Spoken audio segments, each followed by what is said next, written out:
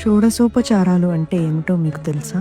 అంటే దేవుణ్ణి మన ఇంటికి వచ్చిన అతిథిలాగా ఆహ్వానించి సేవ చేయడమే షోడశోపచారాలు. అంటే 16 ఉపచారాలు. అందులో మొదటిది ఆవాహనం అంటే దేవుణ్ణి ఆహ్వానించడం. రెండవది ఆసనం అంటే కూర్చోపెట్టడం. మూడవది పాద్యం అంటే పాదాలు కడగడం. నాలుగవది అర్ఘ్యం అంటే చేతులు కడుక్కోవడానికి నీరు ఇవ్వడం.